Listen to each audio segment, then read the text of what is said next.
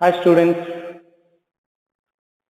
Okay, today we are back with another concept or more problems related to the quadrilaterals. As we discussed in the last video, we did some problems related to the parallelogram, properties of the parallelogram. So today we are going to discuss some more problems related to the same concept. So in the following figure, HOPE is a parallelogram, means actually this HOPE is a parallelogram.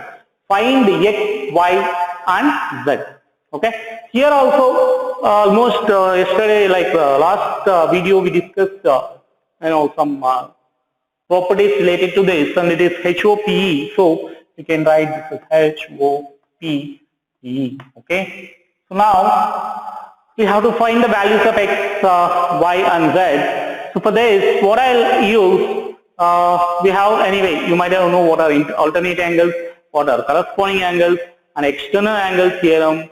So some properties of parallelogram also we are going to use here. So you should remember all those because all the properties we are going to use in this sum. Maybe which are required properties. So here one thing you observe, this is like 40, correct? And here what are the alternate angles? So we can say take this angle and this angle as alternate angles. So can I write y is equal to 40 because they are acting as alternate angles. See, exactly this and this alternate to each other. So as we know, in the lines and angles you might have studied in 7th, alternate angles should be equal. So obviously this angle are alternate angles. So angle y should be equal to 40. So y, this angle and this angle is 40. So angle y is equal to 40 degree. Got it?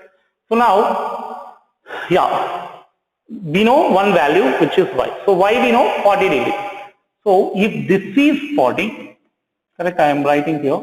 So we know that angle y is 40 and this in a triangle, this is one thing you might have known or you don't know, it is there in geometry, maybe you might have studied this. Anyway, if you don't also you can remember the external angle, see the triangle POH, in the triangle POH this is called external angle, correct, 70, and angle y and angle z are internal opposite to this external angle. Internal angle opposite to the external angle. The theorem says that, what exactly the theorem says? The exterior angle is equal to the sum of two interior opposite angles. So in this triangle, this is external angle. So 70 degrees is should be equal to angle y plus z, because angle y and z are interior opposite angles of PHO or POH, correct? So 70 is the external angle. What the theorem says? The external angle or exterior angle in a triangle is equal to the sum of the opposite interior angles. Sum of the opposite interior angles. So we can write external angle theorem. External angle theorem, you can write the reason here. Okay, so 70 should be equal to the interior opposite. Remember, not this and this. Opposite. It should be opposite. This we are not considering here. Only this, because these two are only opposite to this. This angle is adjacent, not opposite to that. So opposite to this is this two. So that's why 70 is equal to y plus z. Why we know how much? 40 degree plus z. So can I write z is equal to 70 minus 40, because 40 will go to the other. So 30. So we got z as 30 degree. Okay. Now, if this z is 30 degree, this is assumed as a. This is not given in the sum. I assume this is a. Correct. So z and a are again alternate angles. Correct. So z and a are alternate angles. So can I write z is equal to angle z is equal to a, because they are alternate angles. Okay, as you know, z and a are alternate angles. Carefully listen. This and this, not this and this. They are alternate opposite angles. So So alternate angles are equal, so Z is equal to A, and A can be written as 30 degree because Z and A are same, so Z we got it as 30 degree. After getting that, from triangle HPE, okay, what exactly is the sum of interior angles of a triangle? We already discussed. Sum of the interior angles of a triangle is 180 degrees. So it means 40 degrees, because one angle is 40, another angle is A, which is 30, plus X, which is unknown. This is the X we have to find, should be equal to 180. So 40 plus 30, 70 degree, plus X is equal to 180 degree. So X is equal to 180 minus 70, which is 110 degrees. So the value of angle X is 110 degrees. Okay. Yeah, I will explain once again. In the following figure, HOPE is a parallelogram. Find X, Y and Z. So it is given like that, and this A is not given, I assumed. Okay. So we can write Y is equal to 40. The reason is, okay, alternate angles. I didn't write the reason here. Write it as alternate angles. Alternate angles are equal, right? So here Y and Z, 40 are alternate angles. So Y should be equal to 40 because alternate angles are equal. So Y is equal to 40, and I use the external angle theorem of a triangle. What is that external angle theorem? So the exterior angle of a triangle is equal to the sum of the interior opposite angles. So from the triangle HOP, or if you consider 70 degrees is the external angle. So this angle is equal to the sum of these two interior opposite angles. So 70 should be equal to 40 plus Z, because this is already we know Y is 40. Actually 70 is equal to Y plus Z, and Y we know 40. So 70 is equal to 40 plus Z. So can I write Z is equal to 70 minus 40? This will come to this side. So 70 minus 40 is 30 degrees. So Z is 30 degrees. And again, Z and A you observe, again these two are alternate angles. So again Z is equal to A. We know Z is 30, so A is 30 degrees. Okay. Again from the triangle HPE, see this triangle if you consider, okay, we know that sum of the interior angles of a triangle is 180 degrees. So 40 plus X plus A should be equal to 180. And A we know 30. So 40 plus 30 plus X is equal to 180. So 40 plus 30 is 70. So 70 plus X is equal to 180. X is equal to 180 minus 70, which has 110. So X value is 110. That's all. Okay. Yep. Let me go with the next sum. Okay. So I will discuss the next sum now. The sum is in the following figures, find X and Y. Okay. See, these two sums are not based on angles. See, these two sums are based on the properties of sides of a parallelogram. Okay. The first one is here. You observe in this parallelogram, okay, as we know that the opposite sides of a parallelogram are equal. So, what are the opposite sides of this parallelogram? GU is equal to SN and SG is equal to NU. The property is opposite sides of a parallelogram. Okay, you have to write that. Okay, as I said you, if you don't write the reason, it will not be considered as a valid statement. So GU is equal to SN, and similarly SG is equal to UN or NU. Correct. So if opposite sides are equal, as we know the length they are only given, 3y minus 1 should be equal to 26. Correct. This should be equal to this. They only given the length. Maybe here is not perfectly given as a, like some round figure like whole number. It is given in terms of X and Y, no problem. We will find X and Y. So 3y minus 1 is equal to 26. So 3y is equal to 26 plus 1, because this minus 1 will become plus 1 when you send it to the RHS. So 3y is equal to 27. So y is equal to 27 by 3, which is 9. So y value is 9. So we got y value. Next condition we use. GU is equal to SN we use. SG is equal to NU. SG is what? 3x, correct? So 3x is equal to 18. So x is equal to 18 by 3, which is 6. That's all. Okay, I'll just repeat this sum once again. As we know, given as in the following figure, find x and y. As we know that opposite sides of a parallelogram are equal. So in this case, GU and SN are opposite sides and SG and NU are opposite sides. So they should be equal. So GU is equal to SN, SG is equal to NU. So 3y minus 1 is equal to 26 and 3y is equal to 26 plus 1, which is 27. So 3y is equal to 27. So y is equal to 27 by 3, because here 3 is multiplying.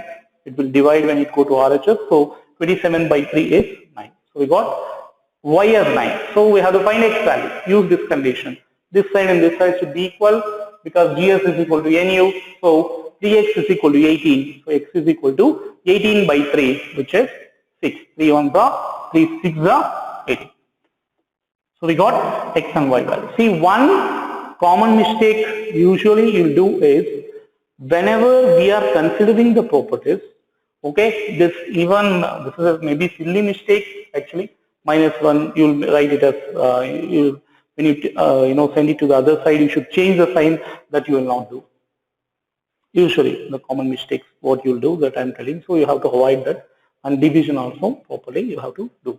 Okay, that's all. I hope you understood this sum. Let me go with the next sum. See, next sum again here, next sum you can name it as some CLUEE. I'm just naming like this. You can name it as ABCD also. Depends on you. So what this next sum solution I'll write here.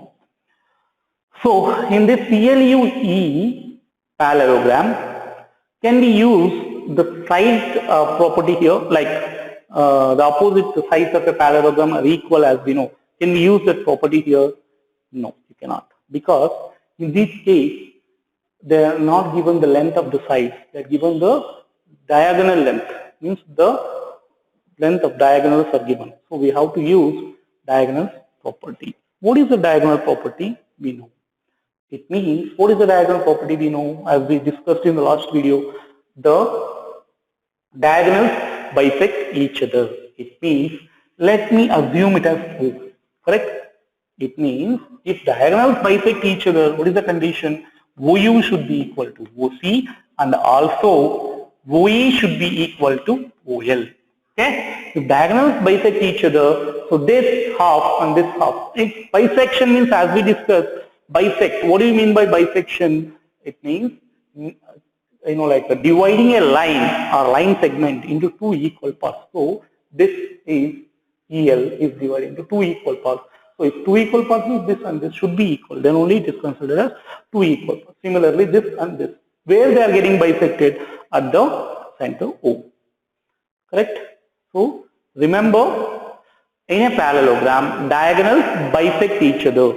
It means this at this particular point, OL and OE should be equal, and OC and OU should be equal. Okay? So that you remember. And OU is equal to OC and OE is equal to OL, as we know, we written that. So, and we know the length of it, right? So what is OU? OU is x plus I, right? We use it. And you write the condition also here. Diagonals in a parallelogram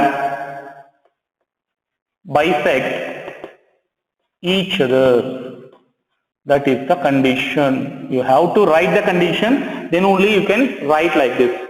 Without writing the condition, if you write without specific reason, we will not consider that as a correct, a statement.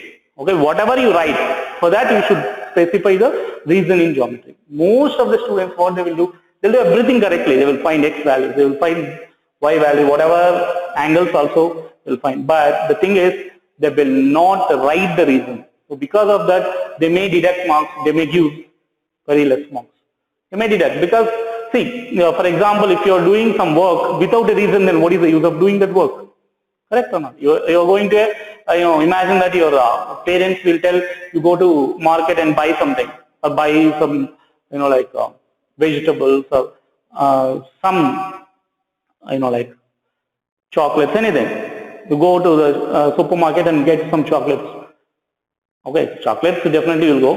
If they say something, if they say to buy vegetables, you'll go to the supermarket and you just do the, you look all the items which are there in the supermarket and come back home. What is the reason of it? Means you forgot why you went there. So like that, without writing the reason, if you write something, that is meaningless. So you have to write the reason why they are equal. So x plus y, here you observe OU is what? X plus y. So x plus y should be equal to 16. So this is one condition. Another condition is what? These two also equal. So y plus 7 is equal to 20. Correct? Yeah, this length is already given in the figure. So y is equal to 20 minus 7, which is 13. Correct? And we know 13 here. This you take it as equation 1 or equation 2. This you take it as equation 1. Substitute 2 in 1. Equation 2 in 1. So x plus 13 is equal to 16. X is equal to 16 minus 13, which is 3. Okay, so 3 is the answer. Correct? That's all. What I did, I just substituted the y value which we got from the y plus 7 is equal to 20. I substituted in 1. We got x plus 13 is equal to 16. So x is equal to 16 minus 13, which is 3. So x value is 3. Okay, I'll just repeat once again. See, basically what they are given, that given the length of the diagonals in this one. CLUEE is a parallelogram in which length of the diagonals are given. So it means here we cannot use the property of size. Remember, for which problem, what they are given. For this problem, we have to use the properties of like diagonals. For this problem, can we use the property here, diagonal property? Not required. It is not useful also. Correct. So that cannot be used here. The reason is the length of diagonals are not given. Length of sides are given. So sides property we have to use. But diagonal length are given, so we have to use diagonal property. So what is the property of diagonals? We know that this is the solution, guys. Remember, don't get confused. The solution of this sum I am writing here, not there. This belongs to this. Okay, sum itself. This sum is that. Okay, this is for this sum. I hope you understand. Don't copy this solution for this sum. Okay, this solution is for this sum. Okay. Now, what is the diagonals here? UC and EL should be equal. And also we know they bisect each other. What do you mean by bisection? Bisection means dividing a line segment into two equal parts. So this is a line segment EL and it is dividing into two equal parts at O. That means OE should be equal to OL. Similarly, OE is bisecting even UC also. So OC should be equal to OU. So what is OC? X plus y. So x plus y is equal to 60. Similarly, y plus 7 is equal to 20. So we can find y value. Y is equal to 20 minus 7, which is 13. Correct? So that you take it as equation 2, and we already taken x plus y is equal to 16 as equation 1. Substitute that 13 in equation 1. So x plus y place substitute as 13. So x plus 13 is equal to 16. So x is equal to 16 minus 13, which is 3. Okay? Like that you have to find the values. Okay? So we have other types of quadrilaterals also, which are square, rectangle, and rhombus. See, I'll just brief it anyway. In the next video, we will discuss what is a rhombus, what is a square, and rectangle. See, rhombus is a parallelogram where in the parallelogram you might be knowing the properties of parallelogram. Opposite sides are equal. In rhombus, all sides are equal. See, there is a similarities between parallelogram and rectangle, rhombus and square. Okay, so this we will discuss in depth and about these properties in detail in the next videos. Okay, I hope you understood this clearly. Okay, as I told you guys, remember what lengths are given, what property you have to use. So that is the main important thing you have to understand. So we cannot use sides property to the diagonal property, diagonals property to the sides property. Don't get confused and be clear with the concepts. So fine. Thank you very much for your support, and please support us. Okay, like, comment, share, and subscribe to our videos. Subscribe to our videos, and also you can tell your friends who are studying to watch the video. Okay, and it will help them for like to clear their doubts and for their academic also. Okay, thank you. Take care. Have a great day.